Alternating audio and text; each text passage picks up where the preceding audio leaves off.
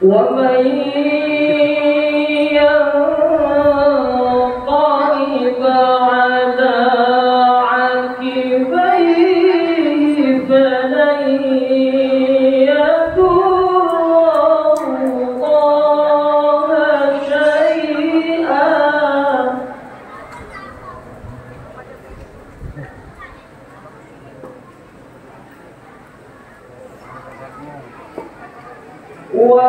وسيجزي الله الشاكرين.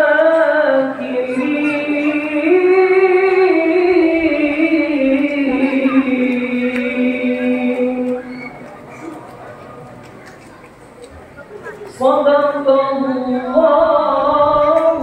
العلي العظيم.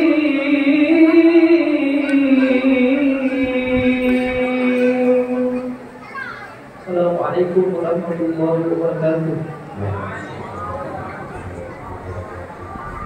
Kita akan masuki acara inti, yaitu Maulid Bahasa atau Hikmah Maulid Nabi Muhammad SAW yang akan disampaikan oleh Habib Muhtar Idrus Alka, pimpinan Majelis Taklim Wadatul Khairat Kota Tarakan Provinsi Kalimantan Utara, dengan tema meneladani akhlak dan perjuangan Rasulullah SAW dalam membangun generasi muda yang cerdas dan berakhlak mulia. Pada Habib disilakan. Allahumma shalli ala Sayyidina Muhammad.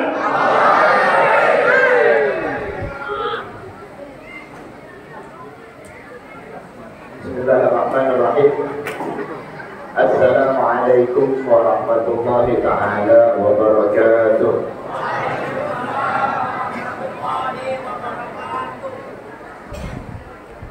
Al-Muhtaram Al-Mukarram yang saya hormati dan saya muliakan, wabil khusus para anggota pemerintah, wabil khusus Bapak Bupati kita bersama, Bapak Syarwani SPD MSI, Al-Muhtaram Al-Mukarram yang saya hormati dan saya muliakan, para hadirin, wabil khusus sahabat-sahabat yang teguh.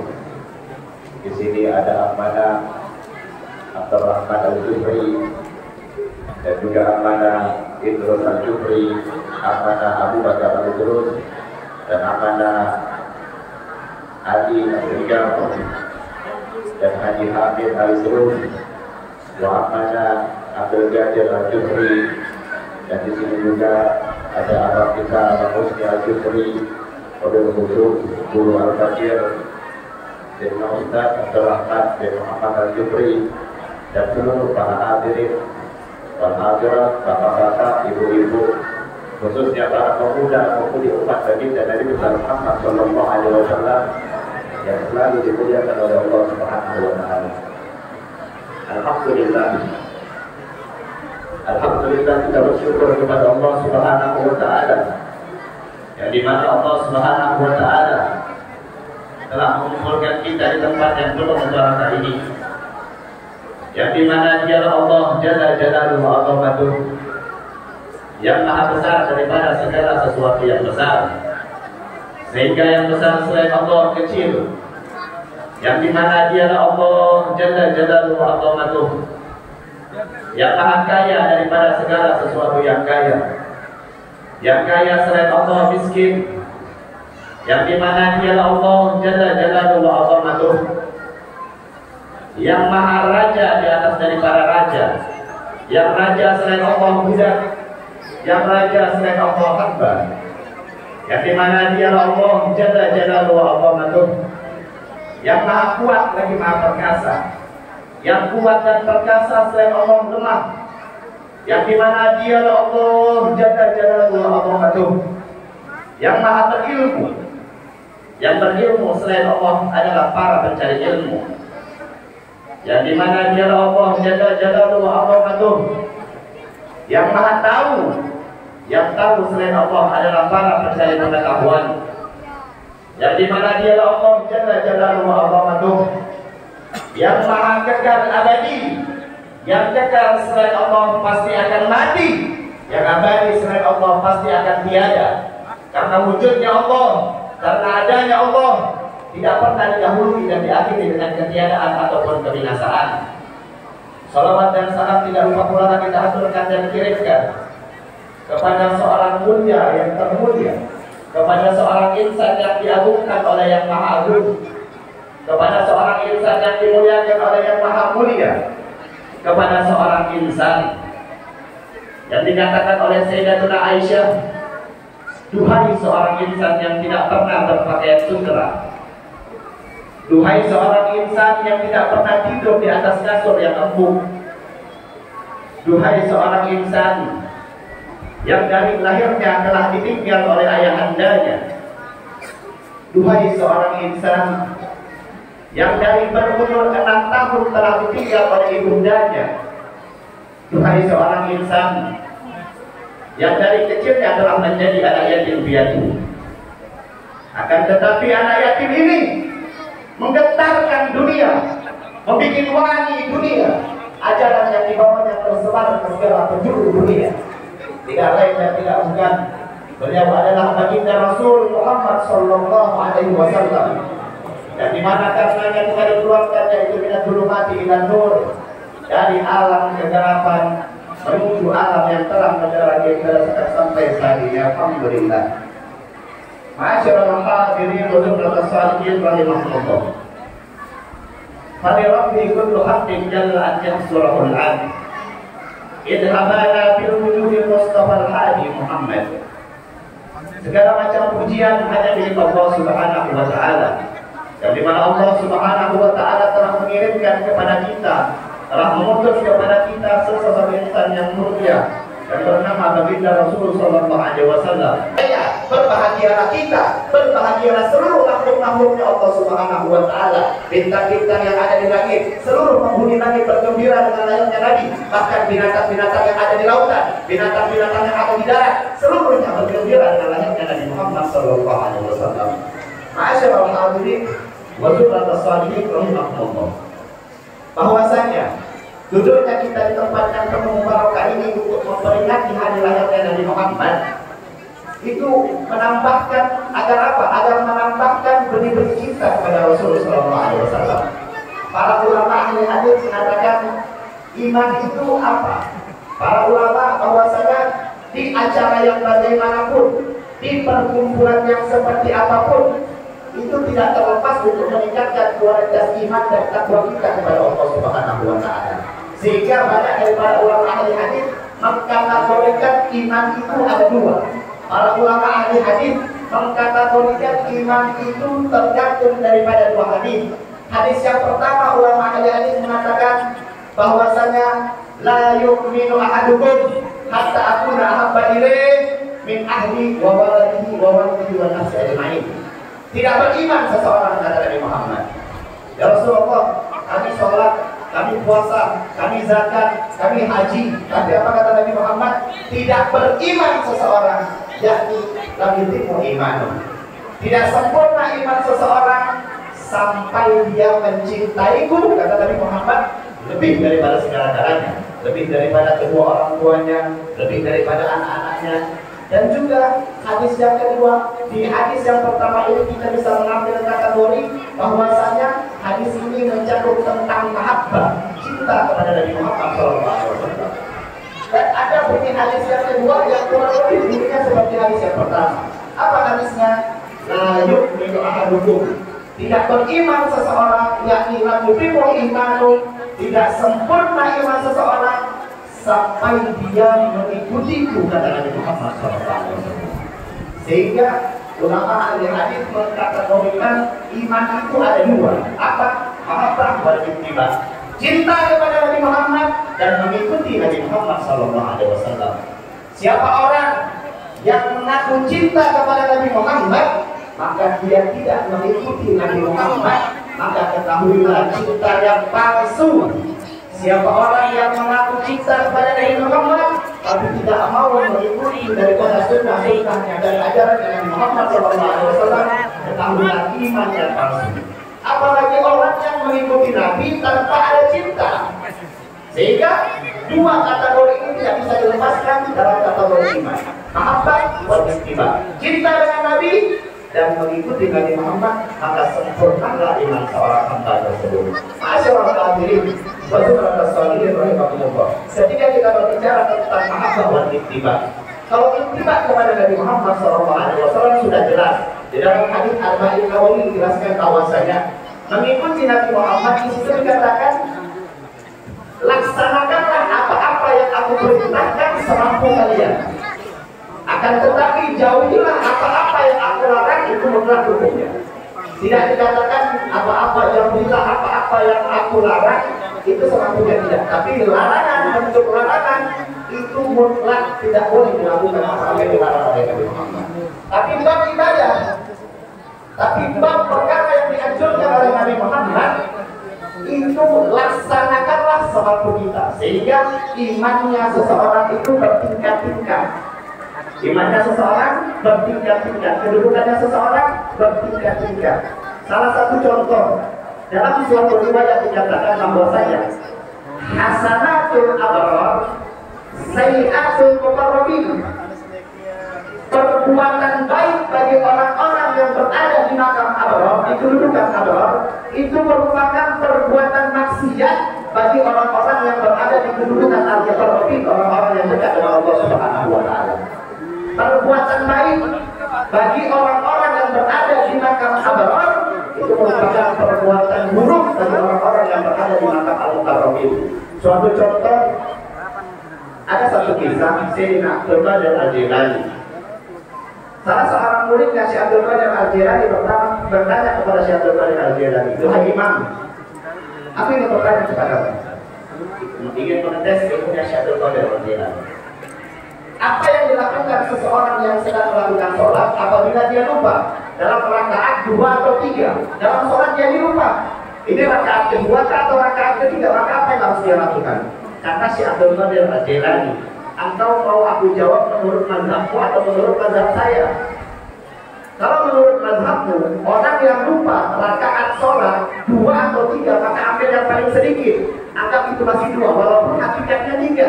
Karena sebab ada keraguan-keraguan yang ada dalam hati, maka diambil yang paling sedikit, anggap itu 2. Akan tetapi itu mazhabmu. Akan tetapi kalau mazhab saya, orang yang di dalam sholat yang lupa rakaat 2 atau 3 harus dipancung, harus dibunuh. Kenapa? Bagaimana mungkin kau lupa dengan Allah sementara kau sedang menghadap kepada Allah Subhanahu wa taala. Beda kedudukannya, beda derajatnya, beda kedudukan dan martabatnya di hadapan Allah Subhanahu wa taala. Makanya apa-apa yang diperintahkan oleh Nabi Muhammad, lakukanlah semampunya. Agar kemampuan di dalam melakukan ibadah itu ada kadarnya. Itu mengikuti Nabi Muhammad. Sedangkan mahabbah, cinta kepada Nabi Muhammad, oh Pak, jangan ditanya Pak, cinta kepada Nabi Muhammad SAW luar biasa. Sebagaimana dalam Sayyidina Abu Bakar As-Siddiq radhiyallahu ta'ala memberikan contoh kepada kita sebagai umatnya Nabi, bagaimana kecintaannya Sayyidina Abu Bakar As-Siddiq kepada Nabi Muhammad SAW luar biasa. Tidak ada satu hamba pun, tidak ada satu daripada umatnya Nabi Muhammad SAW yang kecintaannya kepada Nabi Muhammad melebihi kecintaan Sayyidina Abu Bakar As-Siddiq kepada Rasulullah SAW. Tidak ada.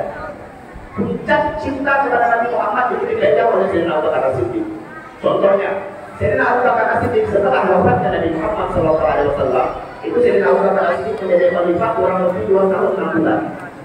Itu Sayyidina Abu Bakar As-Siddiq ketika dia sedang berkhutbah Jumat, ketika dia sedang menyampaikan tausiahnya, dia selalu mengatakan, dulu di mana ada Nabi Muhammad, di situ ada saya. Dimanapun ada Nabi Muhammad, di situ pula ada saya. Sehingga Sayyidina Abu Bakar As-Siddiq mengingat seluruh kenangan-kenangannya bersama Nabi Muhammad SAW. Maka Abu Bakar As-Siddiq, maka pada saat itu Sayyidina Abu Bakar As-Siddiq langsung terpingsan, langsung menghentikan, langsung menangis dan terpingsan dan menghentikan khutbah. Sadar lagi melanjutkan daripada khutbah di Sayyidina Abu Bakar As-Siddiq. Bahkan dikatakan Sayyidina Abu Bakar As-Siddiq dalam satu kali khutbah itu sampai 5 kali menghentikan khutbah. Kenapa? Sedikit-sedikit menangis, sedikit-sedikit menangis, mengingat seluruh kenangan dan masalah Nabi Muhammad SAW. Kemudian para sahabat bertanya kepada istrinya Sayyidina Abu Bakar As-Siddiq, Sayyidatuna Asma, duhai Asma, apa yang dilakukan Abu Bakar As-Siddiq di rumah apabila dia rindu bertemu dan berjumpa dengan Nabi Muhammad? Kemudian Sayyidatuna Asma pun mengatakan, itu Abu Bakar apabila dia rindu ingin berjumpa dengan Nabi Muhammad, dia duduk di pojokan rumah, kemudian dia meletakkan wajahnya di antara kedua lututnya, seraya dia teriak sekencang-kencangnya, ya Allah, sungguh hati ini tidak sanggup ingin berjumpa dengan Nabi Muhammad SAW. Ya Allah, angkatlah nyawaku oleh Allah, karena aku ingin segera berjumpa dengan kekasihku Rasulullah SAW. Kemudian Sayyidatuna Asma pun menenangkan Sayyidina Abu Bakar, seraya mengatakan, wallahi duhai Abu Bakar, duhai Abu Bakar, demi Allah duhai Abu Bakar, air mata yang keluar semasa dia hidup karena cinta dan rindu ingin berjumpa dengan Nabi Muhammad, demi Allah kelak di akhirat tidak akan pernah disia-siakan oleh Nabi Muhammad SAW. Kemudian Sayyidina Abu Bakar langsung terdiam menghentikan tangisannya. Bahkan yang dahsyatnya, yang luar biasanya Sayyidina Abu Bakar As-Siddiq radhiyallahu ta'ala anhu, ketika Sayyidina Abu Bakar As-Siddiq menyampaikan tausiahnya, ketika Sayyidina Abu Bakar As-Siddiq menyampaikan ceramahnya, itu sahabat-sahabat yang berada di depan mencium hawa yang keluar daripada mulutnya Sayyidina Abu Bakar, tercium bau gosok, tercium bau hapus. Ini sebab kenapa? Karena sebab kecintaannya Sayyidina Abu Bakar As-Siddiq kepada Nabi Muhammad, karena sebab kerinduannya Sayyidina Abu Bakar As-Siddiq kepada Rasulullah, sehingga membuat hatinya Sayyidina Abu Bakar hangus, hancur, terbakar. Dan kerinduan ini dibawa hati oleh Sayyidina Abu Bakar As-Siddiq radhiyallahu ta'ala anhu. Dan kata para ulama, paling mulianya orang yang mati syahid, paling agungnya orang yang mati syahid, orang yang meninggal dunia karena sebab rindu ingin berjumpa dengan Nabi Muhammad SAW. Itu kalau Sayyidina Abu Bakar As-Siddiq radhiyallahu ta'ala anhu. Bahkan diceritakan di kita baca ini Maulid Tiba. Maulid Tiba ini luar biasa. Pengarangnya ini Maulid Tiba Syekh Abdul Rahman Ad-Dibai. Syekh Abdul Rahman Ad-Dibai beliau ini dimakamkan hidup Syekh Abdul Rahman Ad-Dibai Az-Zabidi. Beliau ini saya sempat menziarahi makam beliau. Saya sempat belajar di tempat beliau. Sehingga saya pernah menziarahi makam beliau. Dan diceritakan ada salah seorang anak yang membuat Syekh Abdul Rahman Ad-Dibai termotivasi cintanya anak tersebut kepada Nabi Muhammad SAW. Ada salah seorang anak kecil, umur kurang lebih entah dia itu 7 ataupun 8 tahun. 7 ataupun 8 tahun. Yang dimana cintanya anak-anak tersebut kepada Nabi Muhammad sangat luar biasa. Sangat luar biasa. Suatu ketika Syekh Abdurrahman Ad-Dibai ingin naik haji, ingin menziarahi makam Nabi, dan terkenal daripada kabar tersebut kepada anak kecil tersebut, sehingga anak kecil tersebut dari rumahnya berlari sekencang-kencangnya mendatangi Syekh Abdurrahman Ad-Dibai. Itu umur 7 sampai 8 tahun, kurang lebih seperti itu. Begitu dia berhadapan berjumpa dengan Syekh Abdurrahman Ad-Dibai, dia katakan, "Wahai Imam, aku mendengar kabar bahwasanya engkau ingin menziarahi makam Nabi Muhammad." Nah, kata Syekh Abdurrahman Ad-Dibai, "Benar adanya. Saya ingin haji dan menziarahi makam Nabi Muhammad." "Duhai Imam," kata anak tadi, "bawa aku dan ajak aku untuk menziarahi makam Nabi Muhammad." Kemudian Syekh Abdurrahman Ad-Dibai mengatakan, "Apa yang kau inginkan menziarahi makam Nabi?" "Duhai Imam, ketahuilah olehmu, duhai Imam, karena sebab kerinduanku kepada Nabi Muhammad, aku sungguh sangat berharap bisa menziarahi makam Nabi Muhammad SAW." Tapi Syekh Abdurrahman Ad-Dibai tidak mau bawa ini anak kecil. Kenapa? Takut nanti menyusahkan di sana. Karena Syekh Abdurrahman ini membawa rombongan haji. Dan bahwasanya dari Zabid ke Mekah ke Madinah itu dulu tidak ada alat transportasi, sehingga orang-orang dulu ketika naik haji jalan kaki dari Zabid ke Madinah ke Mekah. Itu kurang lebih perjalanan ditempuh kurang lebih 2 minggu. Sehingga anak kecil tadi bawa oleh Syekh Abdurrahman Ad-Dibai. Syekh Abdurrahman Ad-Dibai melanjutkan daripada perjalanan. Ketika beliau berjalan selama berminggu-minggu, ketika sampai di makamnya Nabi Muhammad SAW, betapa heran dan kagetnya Syekh Abdurrahman Ad-Dibai. Kenapa? Karena itu anak kecil yang tidak dibawa sudah ada di makamnya sudah ada di makamnya, di depan makamnya Rasulullah SAW. Kemudian ajib, kata Syekh Abdurrahman Ad-Dibai, bukan kegiatan sini.